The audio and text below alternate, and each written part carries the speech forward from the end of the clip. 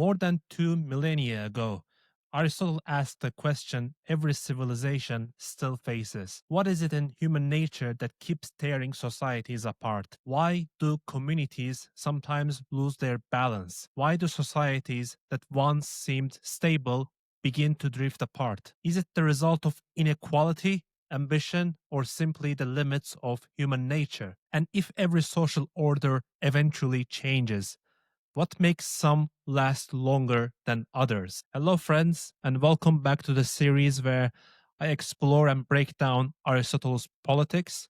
Today, we are starting Book 5, a real turning point in the entire work. After examining how different systems are structured, Aristotle now turns to a deeper question: what makes them endure and what causes them to fall apart? Here, he becomes less of a lawgiver and more of a psychologist. He looks inside the human motives that drive change: pride, fear, resentment, and longing for recognition, and treats the city almost like a living organism with its own internal tensions and imbalances. If you enjoy these episodes, make sure to like, subscribe, and share.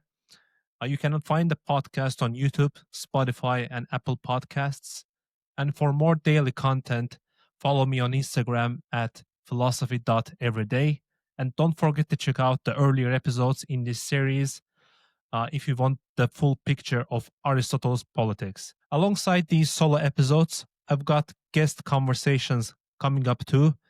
I've had one recently with Roman Yampolsky on AI and simulation theory, and with Massimo Pigliucci on Stoicism. Check them out if you're interested. Okay, now back to Aristotle. So, after laying out all the types of regimes in Book 4, democracy, oligarchy, aristocracy, polity, Aristotle now asks the next questions. What makes them collapse? Why do cities lose stability?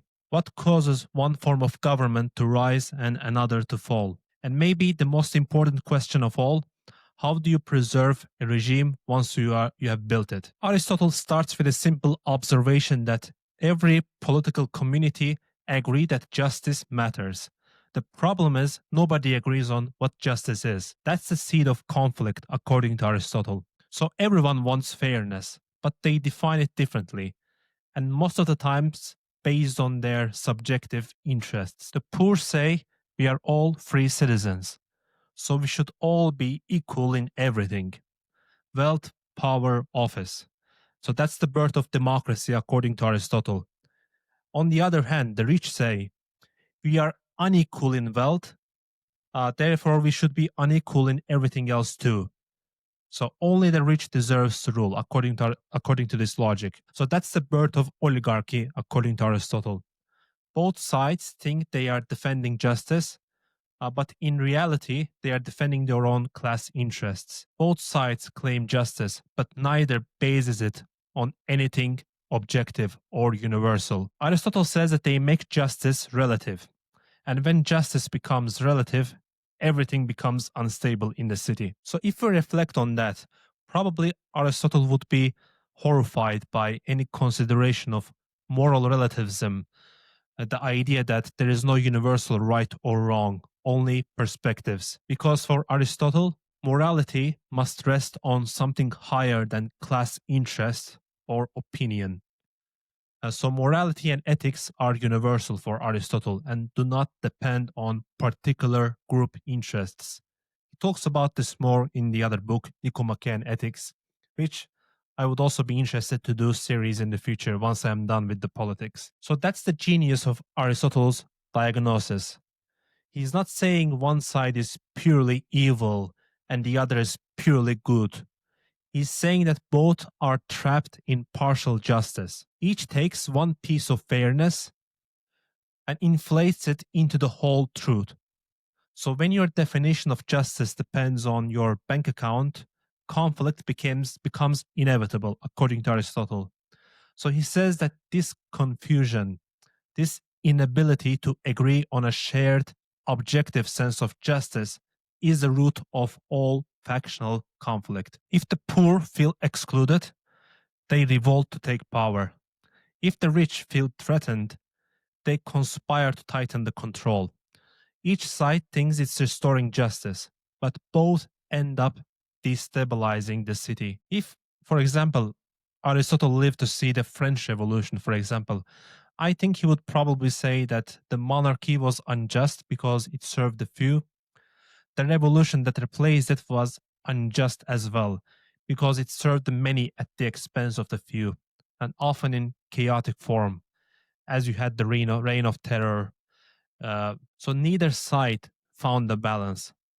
And that's the Aristotle's big point. Both oligarchy and democracy are unstable in Aristotle's theory because they start with a false premise. Once a structure is built on a false premise, even in a small way, he says it's impossible not to keep multiplying the error, like bad logic in mathematics. One wrong assumption ruins the entire equation. Then Aristotle goes deeper. He says inequality lies at the heart of every factional conflict, and not just material inequality, but logical inequality. So, what does he mean by that? He gives an example. If you say that all citizens are free, but in practice, only the rich rule, your system contradicts itself. The correct logical statement would be that all citizens are not equally free because wealth divides them.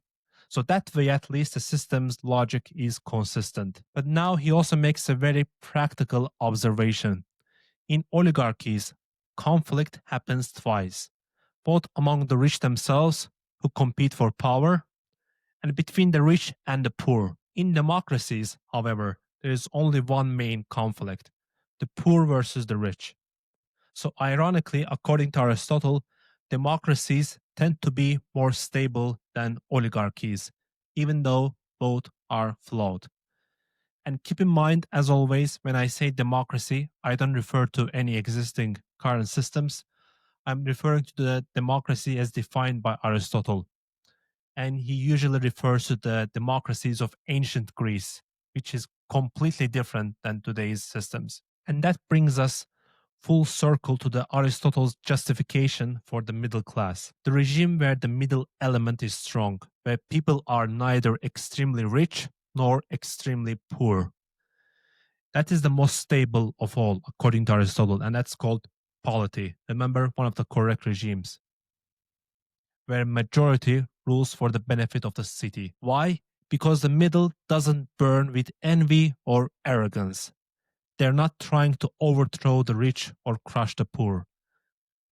They act as a natural buffer between the extremes. The middle class is, in a way, the immune system of the city, according to Aristotle. It keeps the body politic from tearing itself apart. So, in other words, Aristotle is building a law of political psychology. So, people might engage in conflict not because they hate law and order, but because they feel excluded from justice. So, that's basically what chapter 1 was about. After explaining why conflicts happen in society in theory, now Aristotle gets into the psychology, why people actually turn against one another. He says that there are certain beginning points from which factional conflicts arise. Every war, every conflict, every revolution, no matter how grand it looks in history books, starts from a small human feeling, someone believing they have been treated unfairly. He starts very simple. Some people rebel because they think they have less than what they deserve. Others rebel because they think they deserve more than everyone else. So that tension between those who want to level the field, those who want equality, and those who want to rise above it is very real in real life. And that happens in everyday life, according to Aristotle. So both sides think they are in the right. Both sides believe that they are advocating for justice and fairness. Both think that they are defending justice. You can even imagine this in real life. So let's imagine you work hard, you put your soul into a project, you score a perfect 100 out of 100, and then someone who did half the work gets the same reward or even the same promotion. In that moment, think about the concept of equality. In that moment, equality is like injustice, yes? So that person would say, I don't want equality. I actually prefer inequality. You want inequality in that sense because you believe you earned it.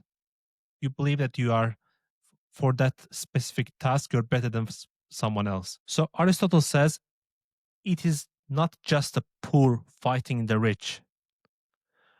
It is human beings reacting to a judgment that justice has been violated, either because they are denied what they think they deserve, or because others are rewarded without merit. And then Aristotle adds something very important. He says these conflicts happen over specific things, honor and profit. People go to conflict not for abstract ideology, but for money, status, and recognition. So the farmer wants his land, the soldier wants his glory, the merchant wants his share of profit, and so on. And it's always relative. No one wakes up one morning thinking, I want more. They wake up after they wake up after seeing someone else getting more. So it's always in relation to someone else. And there are many other things involved, such as arrogance, fear, preeminence, contempt for others, despise for others, that have to do with human nature.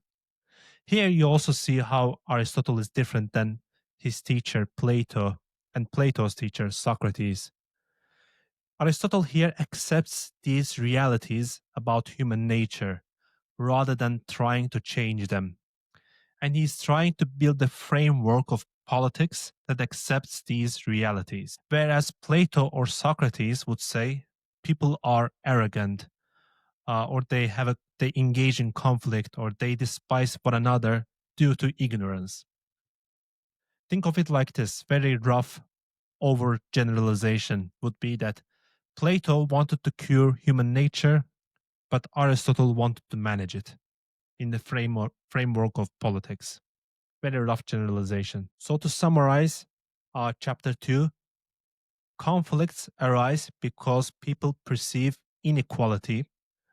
Either they want to be equal when they feel lesser, or superior when they feel greater. These fights, these conflicts are always about honor and profit, not abstract ideals. And these feelings are relative. These judgments about justice, whether someone is treated fairly, unfairly, is always relative. They emerge when people see others benefiting unjustly. And underneath it all are human passions, arrogance, resentment, contempt, jealousy, and so on. They are all parts of human nature, according to Aristotle. So, what does Aristotle say at the end? What's the turning point here? Basically, he's saying that the task of governor is to recognize these realities and make sure that the city does not collapse because of these. Chapter 3 is one of Aristotle's most psychologically rich sections, because we often do not think Aristotle as psychologist. Yes, he was a zoologist, he was political theorist, he wrote about metaphysics, ethics, biology, astronomy, but rarely we think about psychology. But when you read this chapter 3, you start thinking about that he was also speculating about psychological aspects when it comes to politics. So chapter 3 is where he explains how cities become unstable because of human emotions like arrogance, fear, and resentment, especially aggrandizement. Aristotle says that aggrandizement, when those who are unequal and powerful make it even more apparent, then it plays into the perception of relative inequality that others may feel about them. When the unequal or very powerful make their inequality so visible, when the powerful make sure everyone else know that they are powerful, then the resentment starts, according to Aristotle. And he says that this is so unnecessary mistake in the part of the powerful. When the powerful behave arrogantly, showing off wealth, ignoring the common people, or acting sometimes above the law, they turn citizens into enemies. These mostly come from the feelings of pride, according to Aristotle. So no city ever fell because its people were poor, but many fell because its rulers couldn't stop boasting. That's why Aristotle says the best prevention is to avoid arrogance before it takes root in the first place. He then talks about another emotion that drives conflict: fear. In oligarchies, Aristotle says fear comes from below. The poor are the majority, yet they live under the rule of a few. They believe that they are powerful in numbers, but powerless in office. And that contradiction is explosive, according to Aristotle. In democracies, it's the opposite way. Fear comes from the above. The rich live in constant anxiety that the poor majority will one day decide to take everything from them, and then there will be anarchy. So the poor fear oppression, the rich fear chaos, and that fear often becomes contempt. The rich despise the poor as ignorant, poor, or reckless. The poor despise the rich as greedy and arrogant. Then Aristotle talks about a city being like a living body. When one part of body grows too much compared to the other parts, the whole body becomes deformed. So, for example, if your feet suddenly doubled in size while the rest of your body stayed the same, you would collapse. So the same goes for politics, Aristotle says. If one class, the poor, the rich, or the military, grows too dominant, the balance of the city breaks. He gives some historical examples from ancient Greece, ancient, I would say, Mediterranean world. So in Tarentum, a polity turned into a democracy because many of its virtuous elites were killed in war. So once the middle and the upper classes were gone, the poor majority filled the vacuum, and then they made the regime in their own image. They established democracy. He says something similar happened in Athens, where Aristotle lived for the most of his life. In Athens, after its wars with Sparta, the city lost many of its educated and noble citizens. Some were killed, others went into exile, and what remained was a poorer, more impulsive population that drove Athens toward mob rule, Aristotle says. Then he circles back again to class psychology, the discussion about oligarchies and democracies. He keeps returning back to these topics all the time. So in oligarchies, the many feel wronged because they believe they are equal, but they are treated as inferior. On the other hand, in democracies, the few feel wronged because they believe they are superior, but they are treated as equals. So the poor demand equality, the rich demand distinction in this system. Aristotle here is very clear that you can't build a democracy out of elites, and expect it to work. So you can't convince the highly educated or the extremely rich that equality is always virtue. That's why he insists on the middle class as the foundation of a stable city.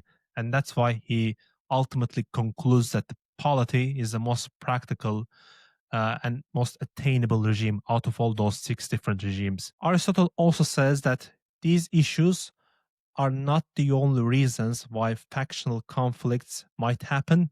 There can be so many small details that might result in big changes. Sometimes regimes go through changes by elections and not necessarily through factional conflicts. Extensive migrations of people coming in, people going out, composition of people changing dramatically. So he says these things also result in the change of the system. So in summary, chapter 3, what the chapter 3 is about. Power provokes resentment when it is shown too much. Fear drives both rich and poor. The poor fear oppression, the rich fear disorder. A city is like a body. When one part grows too large, the whole collapses. And finally, the middling element, what he calls as a middling element, which we can translate today as the middle class, remains the stabilizing force between the extremes, meaning the extremes of very poor and very rich people.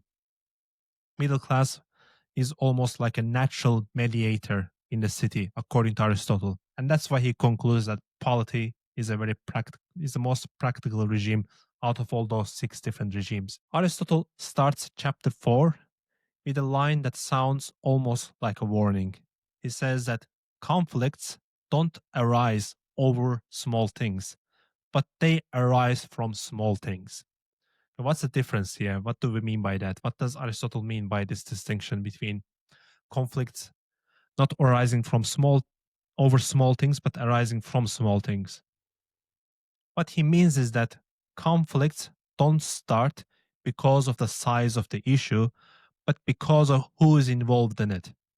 A minor insult, a small act of arrogance, one wounded ego, if it happens among the powerful, among the rich, it can shake everything.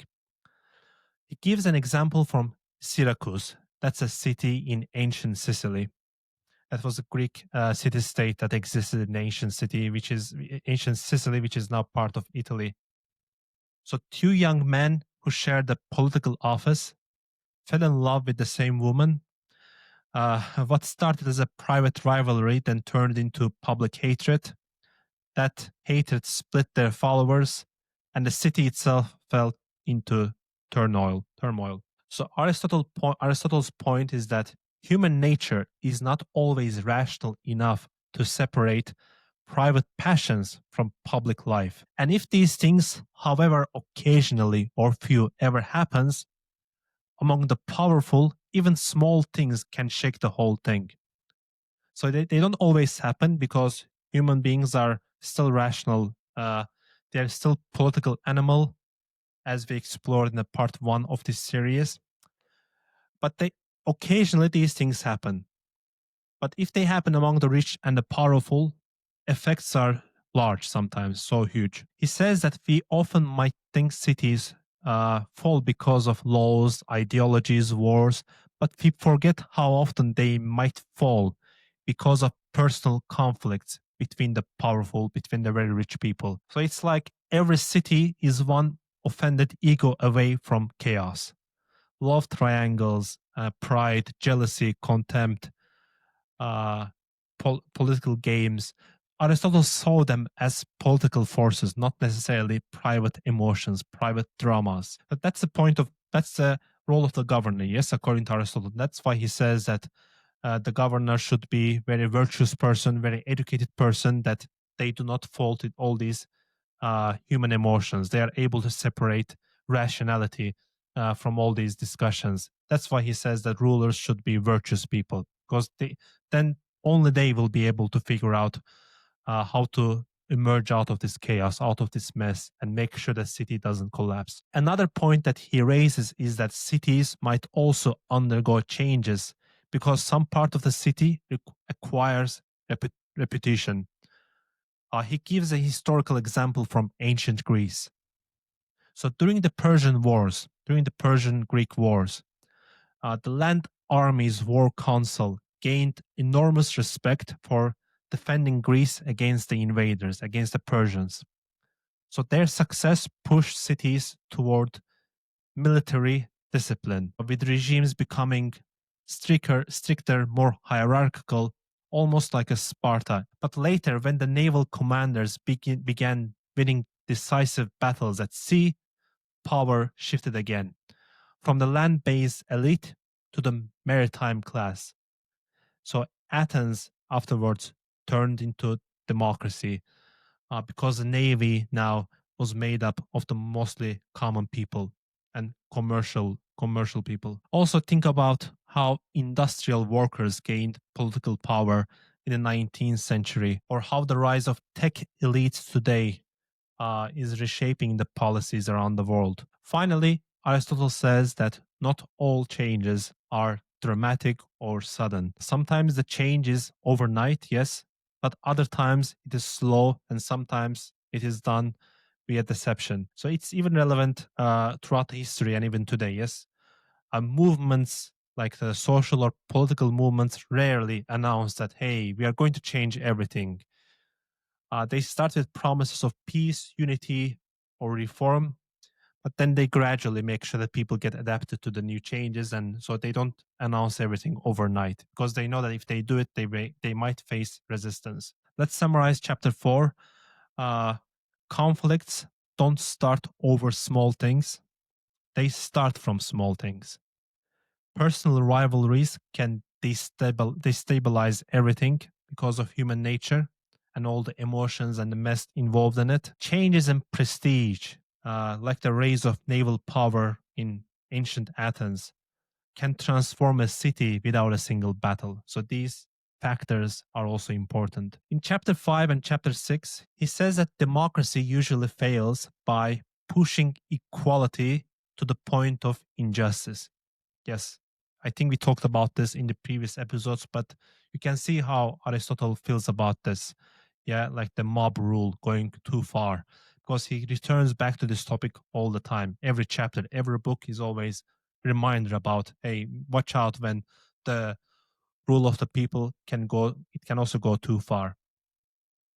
And he gives an example from the city of Megara. In Megara, popular leaders, he says, began harassing and threatening the wealthy people, confiscating their properties in the name of equality. So those wealthy citizens fled the city. They regrouped as exiles, and then they came back with their own arms, and they overthrew the democracy and replaced it with very strict version of oligarchy. And he also applies a similar test to oligarchies. How can they self-destruct themselves?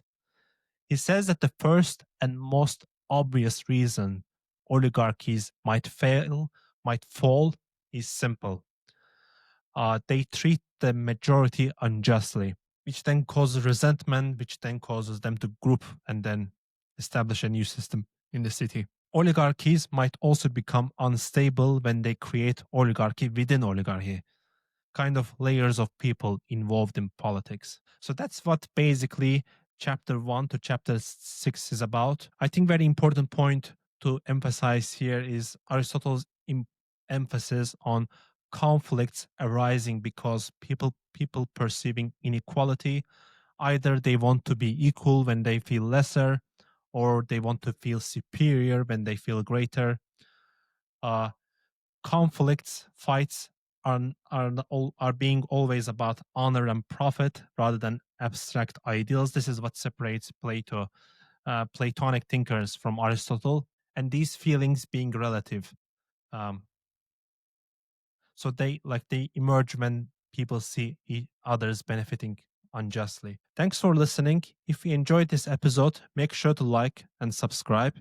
You can also find this podcast on Spotify and Apple Podcasts. You can also watch this on YouTube. Just search Philosophy Every Day. And for more daily content, follow me on Instagram at philosophy.everyday.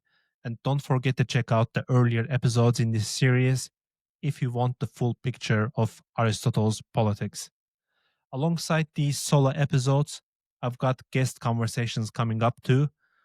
I've had one recently with Roman Yampolsky on AI and simulation theory. And I also had one recently with Massimo Pigliucci, evolutionary biologist and professor of philosophy. We talked about Stoicism. Check them out if you're interested. More will be coming in the next few weeks. Thank you very much. I'll see you next time. Bye bye.